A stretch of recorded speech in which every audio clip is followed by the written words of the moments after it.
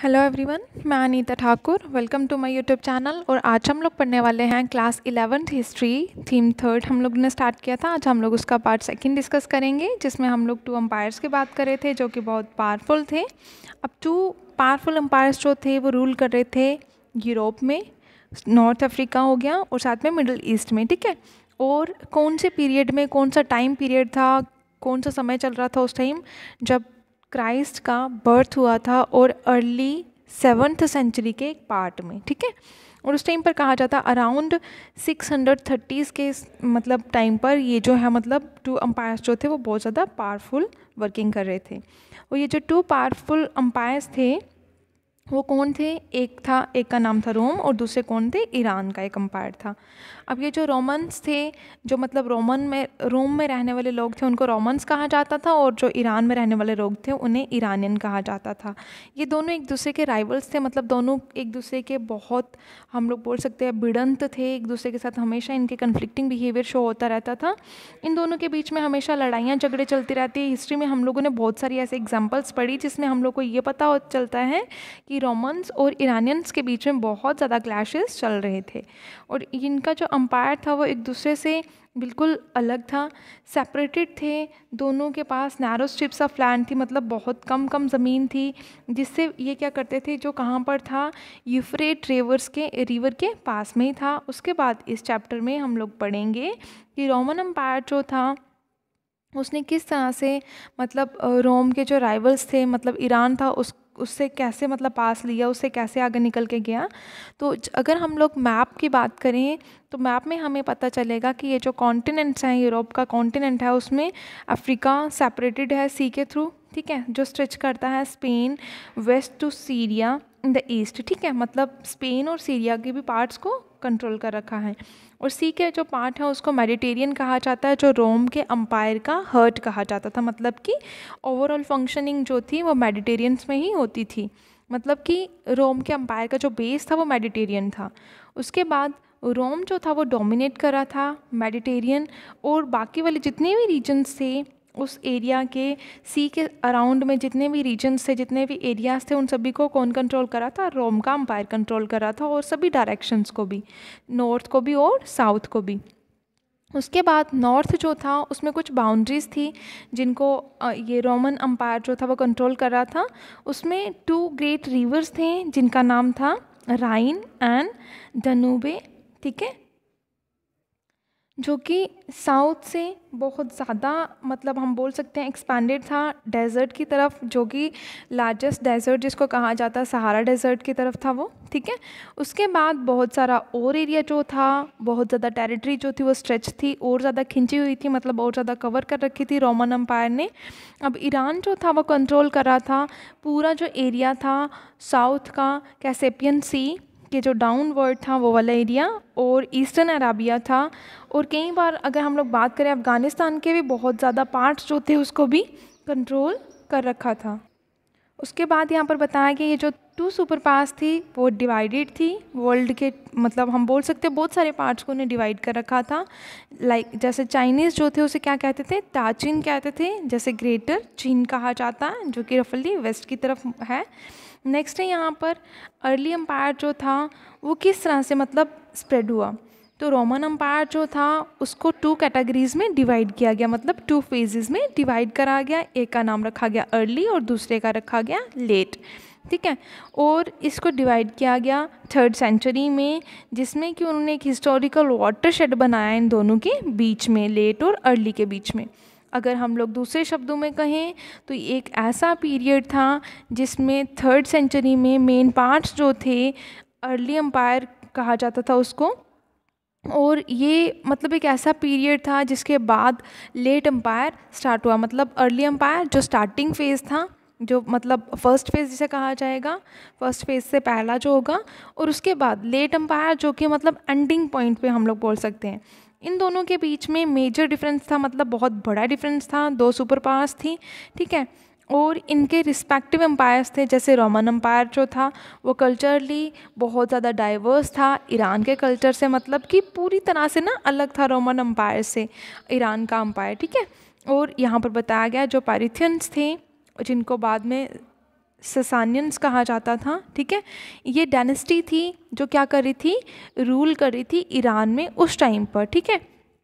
और उसके बाद यहाँ पर बताया गया ये इस डायनेस्टी ने पॉपुलेशन पर बहुत देर तक रूल किया, मतलब ईरानियंस पर रूल किया। और रोमन अम्पायर जो था वो टोटली इसके कंट्रास्ट में था। जितनी भी पॉलिसीज़ बनाई जाती, जितने भी रूल्स एंड रेगुलेशंस मतलब इम्पोज किए जाते पॉपुलेशन पर, किसके द्वारा, ईरान के द्वारा, ईरानियन गवर्नेंस के द्वारा, ईरान के अम्पायर के द्वारा, तो वो रोमन अम्पायर को बिल्कुल भी मतलब हम बोल सकते हैं कि वो बिल्कुल ही पसंद नहीं आते थे।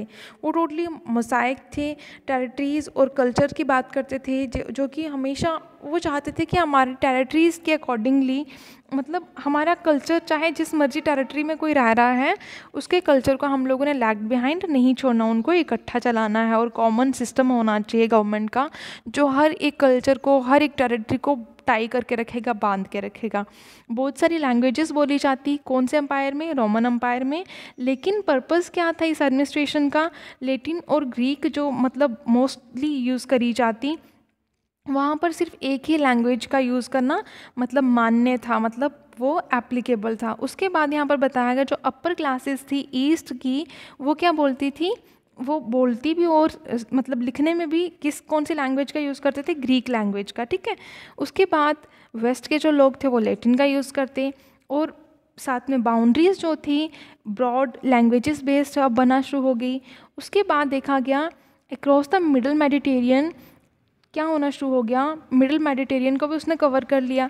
अफ्रीकन प्रोविंसेस जो थे, ट्रिपोलिटेनियन जो था, जो कि लैटिन स्पीकिंग थे, साथ में सायरेनिक नाइका जो था वो ग्रीक स्पीकिंग थे। मतलब कि यहाँ से हमें पता चल जाता है कि वहाँ पर लैंग्वेज स्पीकिंग बहुत ज़्यादा क्लैशेस चल रहे थे। ये सभी लोग जो थे वो एक ही एम्पायर के अंदर रहते थे, अलग अलग सब्जेक्ट्स थे, मतलब एक सिंगल रूलर के अंडर बहुत सारी कम्युनिटी सर्वाइव कर रही थी। और ये जो एम्पीरियर थे, रिगार्डलेसली हम यही बोल सकते हैं कि वहाँ पर रहने वाला हर एक प्राणी मतलब अलग लैंग्वेज बोलता था। और क्या उसकी लैंग्वेज मतलब ये है कि वो ऑफिशियल लैंग्वेज में मानी जाती थी या फिर वो वर्नाकुलर लैंग्वेजेस में आती थी, ये सब यहाँ पर बताया गया है। उसके बाद यहाँ पर बताया गया एक रेजीम जो थी वो इस्टेब्लिश करी गई, किसके बाद किसने मतलब इस्टेब्लिश करी, एक हम बोल सकते हैं एक ऐसा सिस्टम चलाया गया जो कि अगस्तस के द्वारा चलाया गया, जो कि फर्स्ट इम्पीरियड था 27 BCE में, जिसको प्रिंसिपेट के नाम से भी जाना जाता, ठीक है। और अगस्तस जो थे वो सोल रूलर थे और only real source of authority, मतलब एक ऐसा रूलर था जिसने अकेले ही अच्छे से अथॉरिटी का यूज़ किया, मतलब कि जितनी भी फिक्शंस हुई उन सभी को उसने साथ में चलाया। और सबसे बड़ी बात यह है कि जितने भी लोग थे उन सभी के एस्पिरेशंस को फुलफ़िल करने की अगस्तस ने थोड़ी सी कोशिश करी थी। वो एब्सोल्यूट रूलर नहीं था, मतलब कि वो अपनी विशेस के अकॉर्डिंगली गवर्नमेंट को नहीं चला रहा था, वो पॉपुलेशन के एस्पिरेशंस के अकॉर्डिंगली गवर्नमेंट को चला रहा था। और ये सिर्फ एक किसकी वजह से हो रहा था, ये एक रिस्पेक्ट थी जो सीनेट के थ्रू मतलब दी जा रही थी, वो प्रोवाइड कर रहा था। ये एक ऐसी बॉडी थी जो रोम के रूल को पहले कंट्रोल करती थी। और बाद में बताया गया इन द डेज़, अब वो क्या बन चुकी थी, रिपब्लिक बन चुकी थी। जब सेनेट जो थी वो एग्जिस्टेंस में आई रोम में, कुछ सेंचुरीज़ तक उसने रूल किया, तो उसने देखा कि एक जो बॉडी है, रिप्रेजेंटिंग बॉडी है, वो अरिस्टोक्रेसी है, मतलब कुछ ही अपर क्लास के लोग जो हैं वो क्या कर रहे हैं, उन्होंने ही गवर्नमेंट को बना रखा है। तो उसमें तो बाकी वाले लोगों की तो बिल्कुल ही पार्टिसिपेशन नहीं हो रही है। वो बहुत ज़्यादा पैसे वाले लोग हैं जो कि रोमन अम्पायर को चला रहे हैं। और बाद में देखा गया इटालियन डिसेंट जो थे वो भी इसमें आ गए, जो कि कौन लोग थे, वो भी मनी लेंडिंग थे, मतलब लैंड ओनर्स थे, उनके पास भी बहुत ज़्यादा ज़मीन जायदाद थी। बहुत सारे रोमन हिस्टोरीज जो हैं वो यही चीज़ बताती हैं, इसी की वजह से सर्वाइव कर रही है। इसी की वजह से आज हम लोग डिस्कस करते हैं कि ग्रीक में और लैटिन में बहुत सारे लोग जो थे वो मतलब लिखा जाता था। सिंपल सी बात है कि हिस्ट्रीज लिखी गई हैं ग्रीक में और लैटिन में, ताकि लोग जो हैं अपने सेनेटोरियल बैकग्राउंड को जान सकें, उसके बारे में नॉलेज एक्वायर कर सकें कि पहले कौन सा रूलर था, उसने किस तरह की गवर्नेंस चलाई, किस तरह से उसने प्रॉपरली मतलब रिस्पॉन्सिबिलिटीज़ को परफॉर्म किया। और जो सिचुएशन उस टाइम पर थी उन सिचुएशंस को रिपीट ना किया जाए। और उसके बाद यहाँ पर क्लियरली एक चीज़ सामने आई कि जितने भी इम्पीरियड्स होते थे उनको हम लोग जज कर सकते हैं कि उन्होंने किस तरह से बिहेव किया अपने सेनेट के, मतलब अपने रजीम चला रहे थे जब वो, उन्होंने पॉपुलेशन के साथ किस तरह से बिहेव किया, उनके एस्पिरेशंस को कैसे फुलफ़िल किया। और यहाँ पर ये भी पता चलता है कि कौन से वर्स्ट इम्पीरियड्स थे जिन्होंने बिल्कुल भी हॉस्टेल, मतलब हम बोल सकते हैं ह्यूमैनिटी की भी परवाह नहीं की और लोगों के साथ बहुत ज़्यादा भेदभाव किए। उनको हमेशा ब्रुटैलिटी या वायलेंस का ही रूलर कहा जाता है ना। इस तरह की चीज़ें हम लोग को किसकी वजह से मिलती हैं? Just because of histories. जब हम लोग बहुत ज़्यादा हिस्ट्रीज़ को स्टडी करते हैं, एविडेंसेस मिलते हैं हमें। बहुत सारे सेनेटर्स जो थे उन्होंने क्या किया, उन्होंने yearned to go back to the days of the republic. और वो उनको हम लोग देखते हैं कि जब तक रिपब्लिक नहीं मिली थी तब तक उनका रूलर जो था वो किस तरह का था, उसने किस तरह की पॉलिसीज़ बनाई, क्या वो लोगों के लिए बेनिफिशियल थी या नहीं थी, वेलफेयरिक थी या नहीं थी। लेकिन उससे हमें यही रियलाइज़ होता है कि उस टाइम पर ज़्यादा चेंजेस लाना भी इम्पॉसिबल होता था क्योंकि लोग इतने लिटरेट नहीं होते थे। उसके बाद यहाँ पर बताया गया जो नेक्स्ट इम्पीरियर आया सीनेट के, वो उसने बहुत की इंस्टीट्यूशंस को भी मतलब फॉर्म किया, इम्पीरियल रूल लगाया, देन जो कि सिंपल सी बात थी कि आर्मी को लगाया यहाँ पर। और यहाँ पर बताया गया कि आर्मीज़ जो थी वो क्या करती, जो भी उनके राइवल्स होते, लाइक पारेशियन एम्पायर था, तो कंसेक्रेटेड, मतलब हम बोल सकते हैं कि उनको ना कहीं डिफीट करने की कोशिश करेगी। रोमन्स जो थे वो प्रोफेशनल आर्मीज़ थी उनके पास, जिनको वो क्या करते वहाँ पर भेजते अपने सोल्जर्स को, जिनकी एज 25 ईयर्स, मतलब मिनिमम एज उनकी कितनी होती, 25 ईयर्स होती सर्विस के लिए, वो मतलब उन लोगों को चुना जाता। उसके बाद जब वो एग्जिस्टेंस में आ जाते उनको पे किया जाता, उनको सैलरीज प्रोवाइड होती और उनके डिस्टिंक्टिव फीचर्स होते, मतलब उनको अलग अलग क्लास के लिए, अलग अलग पोस्ट के लिए उनको मतलब रिक्रूट किया जाता अपने रोमन अम्पायर की प्रोटेक्शन पर्पज़ के लिए।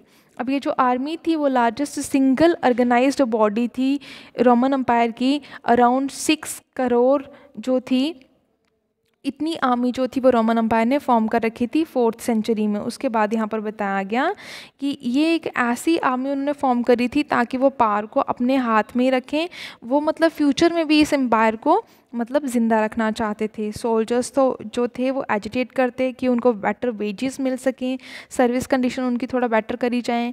ये जो एजिटेशंस थी, ये जो प्रोसेशंस चल रहे थे, वो म्यूटनीज करा देती। और कई बार क्या होता, अगर सोल्जर्स को लगता कि हाँ उनके जनरल्स, उनके इम्पीरियर जो भी हैं वो उनको प्रॉपर बेनिफिट्स नहीं दे रहे हैं, तो वो उनके अगेंस्ट भी चले जाते थे। अगेन हम यही बोल सकते हैं, ये जो पिक्चर दी हुई है रोमन आर्मी की, वो डिपेंड है लार्जली किस पर डिपेंड थी, वो बस एक ही तरह से portrait by historians just senatory sympathies की, किस तरह से उनके साथ मतलब सहानुभूति बढ़ती गई, किस तरह से उनके साथ बिहेव किया गया। और ये जो सेनेट थी वो किस तरह से, मतलब सिंपल सी बात कि वो किस तरह से उनसे घृणा करते थे, आर्मी से कैसे मतलब डर था आर्मी को ना एक, कि वो हमारे साथ किस तरह से ब्रुटैलिटी, मतलब किस तरह से बिहेव करेंगे, वॉटएवर इस तरह की चीज़ें। और हाँ, रूलर को भी डर होता था कि हाँ जिस चीज़ को मैंने खुद बनाया कभी वो मेरे ही खिलाफ ना हो जाए। और कहीं ना कहीं अनप्रिडिक्टेबल वायलेंस की भी उनको एक्सपेक्टेशन होती कि ऐसा ना हो कि आर्मी हमारे अगेंस्ट आ जाए, स्पेशली जब टेंस कंडीशंस होती, जब बहुत ज़्यादा प्रॉब्लमेटिक कंडीशंस होती 3rd सेंचुरी में, जब गवर्नमेंट फोर्स करती टैक्स के लिए, हैवी टैक्स पे करने के लिए बोलती, तब मिलिट्री एक्सपेंडिचर को इन्हांस कर दिया जाता। तो जब हम इसे सम अप करते हैं, इसका कंक्लूजन ड्रॉ करेंगे इस पीरियड का, तो हमें ये पता चलेगा जो अरिस्टोक्रेसी थी और जो आर्मी थी वो 3 मेन प्लेयर्स थे उस टाइम पर पॉलिटिकल हिस्ट्री में इस एम्पायर के, जिन्होंने क्या किया, बहुत ज़्यादा सक्सेस को अचीव किया, सिर्फ़ और सिर्फ किसकी वजह से, इंडिविजुअल की डिपेंडेंस की वजह से। क्योंकि इंडिविजुअल्स जो थे उस टाइम पर इतने ज़्यादा नोइंग नहीं थे, नॉलेजेबल नहीं थे, और सिंपल सी बात है, उनको कौन कंट्रोल कर रहा था, आर्मी उनको कंट्रोल कर रही थी। और आपको तो इतना ही पता है कि आर्मीज़ को उस टाइम पर डिवाइड भी करा गया था। रिज़ल्ट क्या था, सिविल वॉर हुआ था। और उसके बाद यहाँ पर बताया गया, एक्सपेक्ट किया गया कि एक मतलब ऐसे नोटोरियस ईयर था 69 CE में, ठीक है, जब देखा गया कि 4 इम्पीरियर्स जो थे उन्होंने क्या किया, थ्रोन इनके सक्सेशन, उन्हें बहुत तेज़ी से मतलब एक तरह की वॉर करी, जिसमें फर्स्ट 2 सेंचुरीज़ तक वो बिल्कुल भी सिविल वॉर से फ्री नहीं हो पाए थे, ठीक है। और बताया गया यहाँ पर कि एक ऐसी सेंस थी जो कि पूरी तरह से स्टेबल होना चाहती थी, लेकिन वो पूरी तरह से नहीं हो पाई थी। अब सक्सेशन की बात अगर आती है तो जब थ्रोन मतलब उन्होंने तख्ता पलट किया तो उसमें देखा गया कि कहीं भी ये बिल्कुल भी पॉसिबल नहीं है, दूर दूर तक हमें ये दिखाई नहीं दे रहा है कि हाँ फैमिली जो है वो नेचुरली अपने एक एटमॉस्फेयर में एडजस्ट होगी या नहीं होगी। क्या आर्मी जो है वही एक हमारे पास रीज़न है जिसके थ्रू हम लोग हर एक तरह के सिचुएशन को टैकल कर सकते हैं? क्या हम लोग किसी भी तरह के सिचुएशंस को खुद से सॉर्ट आउट नहीं कर सकते हैं? फॉर एग्जांपल यहाँ पे बताया गया टाइबेरियस 14 to 37 CE में second in the long line of Roman emperors, मतलब कि सेकेंड नंबर पे ये आता था रोमन एम्पायर से टाइबेरियस, ठीक है, जो कि नेचुरल सन था किसका? अगस्तस का ही, एक अगस्तस का सन नहीं था, ठीक है। उसके बाद वो रूलर था प्रिंसिपेट का, लेकिन Augustus adopted him to ensure smooth transition. इसका मतलब क्या हुआ? लेकिन अगस्तस ने उसको अडॉप्ट किया था क्योंकि उसकी फंक्शनिंग जो थी वो बहुत ही स्मूथ थी, मतलब उसने गवर्नमेंट को बहुत अच्छे तरीके से चलाया था। अब एक्सटर्नल वॉरफेयर हुआ जिसमें हमें यह पता चला कि बहुत ही कम हम बोल सकते हैं कि इस सेंचुरीज़ में बहुत ज़्यादा लड़ाइयाँ झगड़े नहीं हुई थी, ठीक है। और अम्पायर जो था, कौन सा अम्पायर? टाइबेरियस, और जो कि अगस्तस से ही कहीं बिलोंग करता था, उसने फर्दर एक्सपेंशन का सोचा, लेकिन वो अननेसेसरी उसने मतलब ऐसा सोचा कि हाँ वो एक्सपैंड करेगा अपने एम्पायर को, उसको थोड़ा सा और बढ़ाएगा। ऐसा अगस्तस एज में अगस्टिन एज कहा जाता है, जिसको रिमेंबर किया जाता है एक पीस के नाम पे, या फिर हम बोल सकते हैं कि after decades of eternal strife, जब मतलब एक ऐसे डिकेड हुए उसके बाद जो भी मतलब जो स्टार्टिंग डिकेड्स थे उनके बाद का जो टाइम पीरियड था उसको अगस्टन एज का के नाम से जाना जाता है, क्योंकि उस टाइम पर मिलिट्री कन्क्विस्ट हुआ। मतलब उस सेंचुरी में मिलिट्री ने क्या कर रखा था, मतलब एनेक्स कर लिया पूरे एरिया को, पूरा कंट्रोल में ले लिया, और सिर्फ एक मेजर कंपेन हो रही थी ताकि वो अर्ली जो उनका पहला अम्पायर था उसको एक्सपैंड किया जाए, त्राजन्स फ्रूटलेस, ठीक है। तो कहीं ना कहीं वो फ्रूटलेस था उनका ये जो एक्शन था, क्योंकि उनकी ऑक्यूपेशन क्या थी कि हम लोग को ना टेरिटरी को और ज़्यादा इन्हांस करना है, बढ़ाना, उसे यूफ्रेट रिवर्स के पास लेके जाना है, ठीक है। और ये कौन से ईयर्स की बात है? 113 to 17 CE, जिसमें उन्होंने सक्सेसर मतलब गेन कर ली थी। I hope it's enough for today. Thanks for listening. Stay blessed always.